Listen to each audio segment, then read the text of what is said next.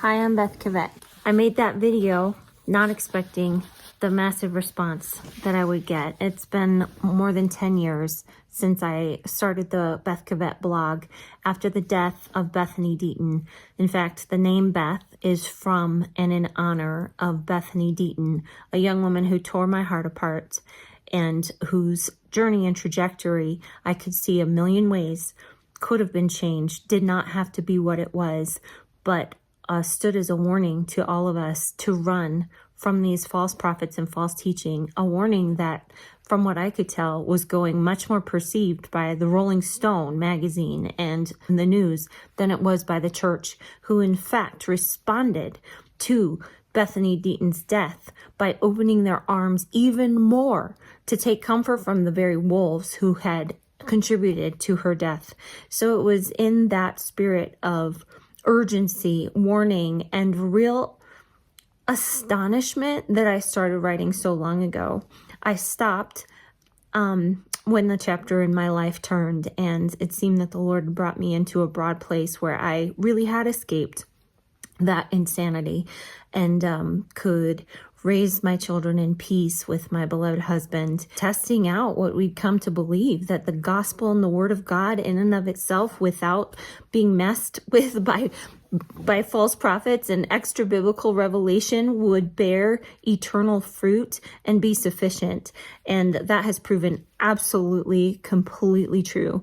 But because of that video and because of the allegations with Mike Bickle, I've been drawn back in to remember where it came from and the people, the real people who are being destroyed, who are being shipwrecked in their faith, who are the carnage left behind by these false teachers and false prophets. Let me share with you one comment that I got on the last video that I posted, and this is with permission. I want to run screaming at those following false teachers and prophets. Run, get away now. I suffered greatly from false prophecies given from a prophet associated with the Kansas City group. The prophecies given to me were very detailed and right on with the situation in my life. The prophet did not know me at all, just called me out. I stood up and he gave a word. I kept going to his meetings, and this happened several times. Each time I was in tears and was confident God was speaking directly to me. Is there anything more powerful? I lived by these words for years, raising my children to believe these words. I thought I was fighting the good fight of faith by doing so. The words did not come to pass. Quite the opposite. I was devastated. I thought God hated me, became a drug addict, and almost died. This woman goes on to tell me about how she lost 2 of her daughters to drug overdose and suicide, and her remaining son is far from Christ and hates Jesus at this time. Please pray for him. Going back to her comment, I take full responsibility for my sin of seeking the supernatural, quick fixes, words from God like a fortune teller, instead of loving God with my whole heart. I lusted after what he could do for me. It's idolatry. Sorry for the bad lighting here. I am no good at making videos. When I think about this comment, I am struck by the pain and destruction, not just of this one woman, but by how it resonates like a bell being rung for the center of the city, with hundreds, thousands of other stories that I personally witnessed or have heard from those who've been involved in these movements, particularly IHOP KC, but many others, movements that are marked by extra biblical revelation rather than the straight, sound, urgent teaching of the word of God as all sufficient. The second part of my name, Cavett, is from the Latin to be warned. Bethany Deaton is not the only reason, but were she would be enough that we need to take a good, hard look at what really happens when you give yourself over to what is being said and done with the faith, the ability in your heart as a believer to set your spirit on that which is supposedly the word, the logos from the Father. Do you remember that in the very beginning he spoke and it came to be? His word actually comes to be. And then in John, we're told that Jesus himself is the logos. So when we talk about someone proclaiming what they claim to be the word of the Lord over another believer, in particular, a young believer, you will see my passion come out on this, because I would argue to the church that everything about clergy sexual abuse, as I said in my last video, is derivative of this deep and profound abuse of taking upon your own tongue what Mike Bickle has done, what Bob Jones did, what Paul Cain did, taking upon their own tongue,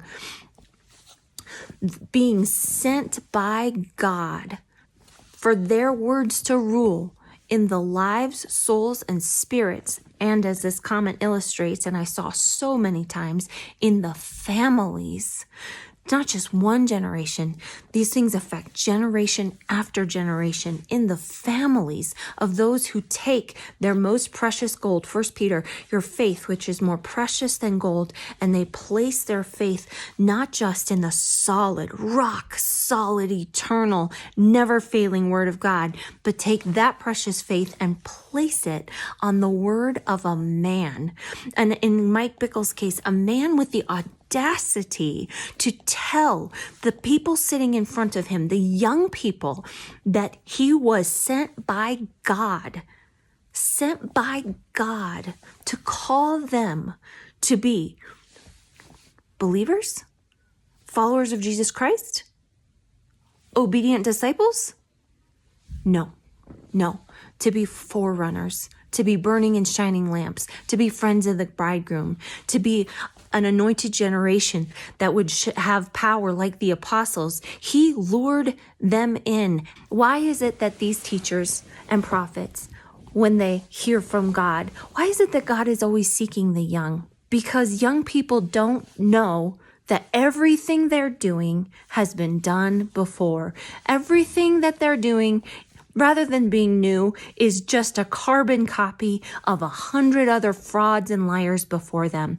Healing, signs, and wonders are going to come your way. Many of them will just be frauds, but some of them will not. Supernatural phenomena is going to come your way. Much of it will turn out to just be fake fraud, manipulation of your mind. Some of it will not. Some of it will be real. There will be people whose words that they claim to be from God will move you. They will seem to know what they could not otherwise know. And if you are young, and though none of this is new, it's all warned of in the scriptures, it's new to you.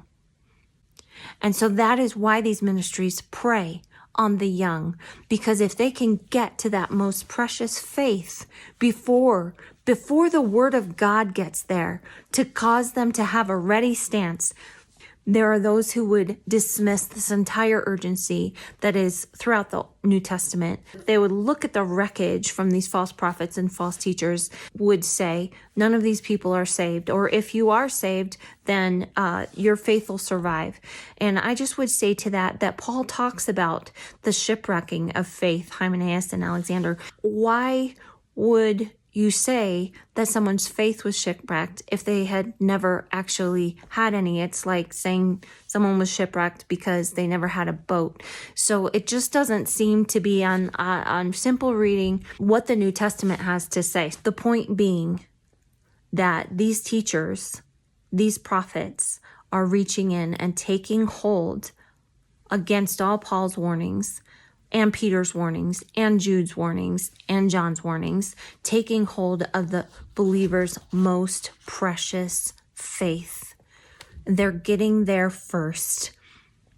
It's easy to be the first love of a young person, and that's what Mike Bickle set out to do, whether he did it by his own masterminding or by supernatural devilish inspiration. Thanks, and God bless you.